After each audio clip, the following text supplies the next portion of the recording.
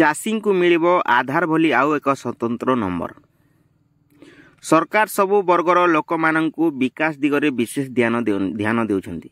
एही क्रम रे से चाषी माननक पई मध्य बड़ निष्पत्ति नेउछंती, जहा सेमानकु आराम प्रदान करिवो। सेमानक पई विभिन्न योजना पूर्व उपलब्ध होई सारिछि।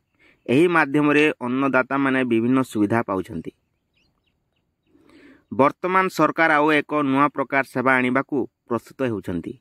अन्नदाता माननकु सरकार एक स्पेशल कोड देबाकू चाहुछंती। आधार नंबर परी एही नंबर अन्य परिचय नंबर हेबो। प्रत्येक कृषकंकु एही नंबर दियाजिवो। यूनिक आइडेंटिफिकेशन नंबर प्रदान प्रक्रिया माध्यम आरंभ हेबो। एही कार्यक्रम एही मासरे 24 तारिख दिन आरंभती रे आरंभ हेबो। परे जिला मानकरे एही प्रक्रिया आरंभ हेबो। प्रत्येक कृषकंकु एक स्वतंत्र संकेत दियाजिवो। किंतु एठरे आउ एक जिनिस जानिबाकू अछि। प्रधानमंत्री किसान कृषक अधीन रे 2000 टंका पाइबाकू योग्य चाषी को प्रथमे एक कोड बंटन कराजिवो। एही कोड द्वारा कृषक माने विभिन्न सुविधा पाई परिबे। केवल कृषक नुहंती, भाग चाषी माने मध्य एही स्वतंत्र परिचय संकेत पाई परिबे।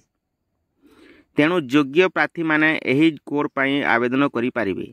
एही संकेत पाइबा द्वारा सरकारी योजना गुड़िकर लाभ पाइबा सहज हेबो। तेणु समस्त कृषक एही कोड पाई आवेदन करिबा जरूरी।